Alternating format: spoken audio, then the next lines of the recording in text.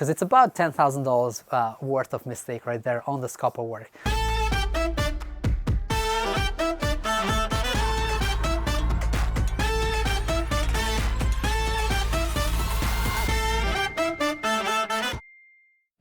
Guys, before we start, do me a favor, go and like and subscribe to this channel. I think YouTube values those subscriptions and is going to share the content with a lot more people.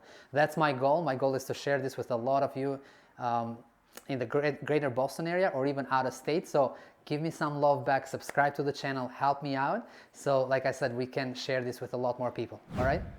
Guys, welcome back to another episode.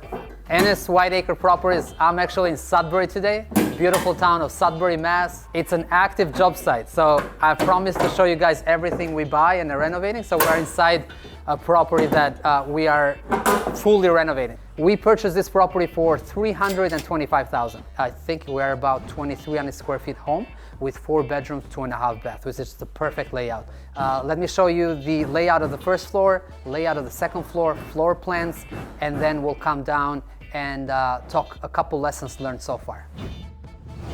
All right, so we are in the kitchen, demoed the ceiling, demoed the walls. There was really nothing that we could keep. This wall right here is gonna come down, and this is where we're gonna put a peninsula right here, and then the cabinets are gonna be on the other side. So it's gonna feel a lot more open, and that's what people like. This wall came down, right? So this is gonna be all open. So you have the kitchen, and then you come into the dining space. That's what we thought works best, to have this open floor layout. And then you're gonna have a double door here, and we're gonna make that an office space. For this size project, we had to do architect plans. So this is the existing floor plan.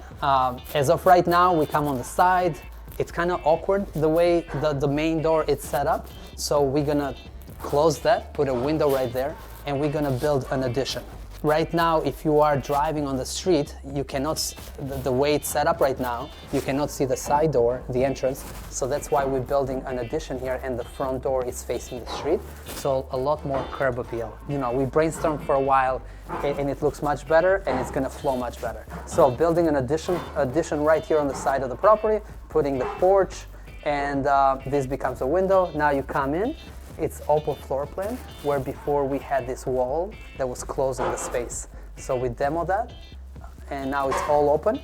I showed you guys this wall right here that's gonna come down, and that becomes a peninsula for the kitchen. So you come in, brand new kitchen all along this wall, and then dining room that we just walked together, and the office space. So we're gonna build a wall right here between the sitting area and an office space to close it. So that's framing right there. That's framing right here for the new LVL. Obviously, new kitchen, we're doing new siding. Obviously, you guys hear the noise. Guys are ripping out the old siding, putting new siding in.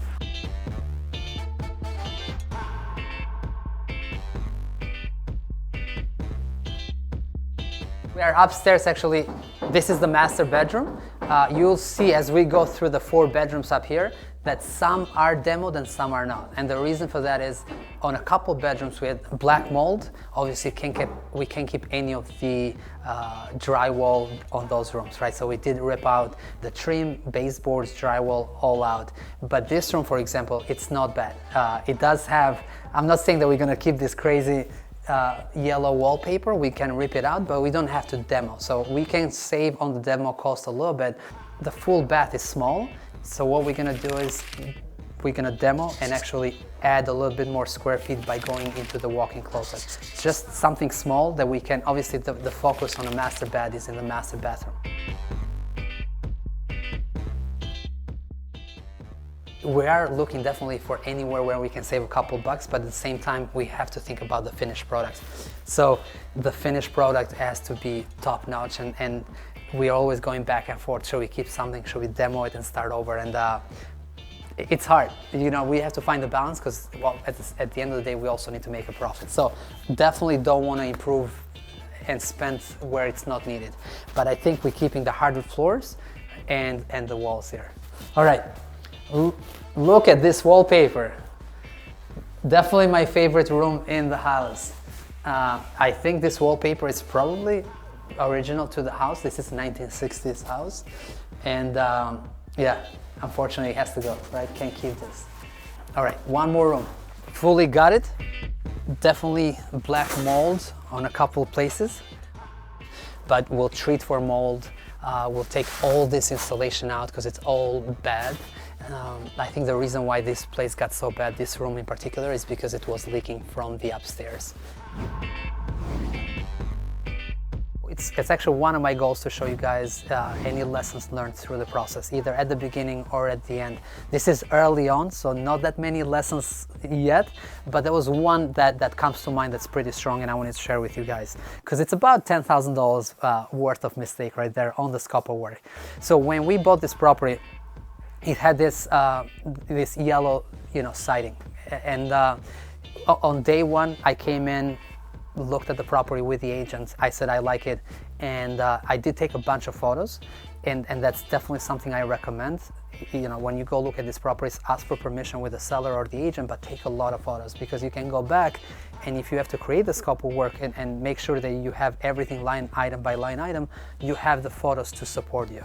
And then I thought the siding was good. I knew there was a lot of rotted trim and a rotted siding, so I said, I think I put $3,000 on the budget for siding. It's been now 6 years that we've been doing this, and I said, I know this is wood siding. It's something that's rotted. We can take it out, put new piece of wood, and obviously it's going to get all fresh paint, so you can't tell the difference. Not so fast. I sat down with Jimmy one day. Actually, I think we were on site here after we purchased, and he said, "Enis, you can't keep this." I'm saying, "Why not?" I guess the siding is more of like cardboard type of siding. It's not wood and it's not vinyl, so there's no way we can find the same exact texture and size and design to replace it. If there was something that we have to rip it out, we can replace the same thing. It's going to look totally different. So I cannot put vinyl and I cannot put a piece of wood to match the existing siding right now. What that means is that we have to rip everything out. And you guys, when you see the exterior footage right now, you'll see that we took everything out. And instead of a $3,000 job, now it's $10,000 or $12,000 job. If you're not 100% sure on something, bring somebody in, bring a siding company, bring a contractor, and just double check on everything. Make sure that you are as accurate as possible in the scope of work, because everything matters. And if you go over budget or if you spend more, now again, your profit margin are shrinking every single time that this happens. So I bring it up because if it happens to me after 6 years, it's most likely going to happen to you guys. So be careful, bring a professional to do a walkthrough with you, double check with everyone. And that's why photos are also important, because if you have a bunch of photos, you can share with someone. And they don't have to charge you to come out here. They can be like, yeah, you need new siding, or no, you don't need, we can do repairs. So lesson learned for me, I learned about a new siding option that I haven't seen before. So on the next house, I know if I see this product, it has to come down, because there's nothing else that you can replace with this. You have to start over. There's no question about it. All right, so you guys have seen the property. I hope you like the content. If you do, again, share, subscribe, follow me on Instagram and Facebook under @Whiteacre Properties on IG, @Whiteacre Properties on Facebook, and comment below. I really want to know what you guys are thinking, what you're liking, what you're not liking. If you think we're crazy to buy this type of properties, if you have questions that you care about, put them there. I promise I'll go and comment. See you on the next one.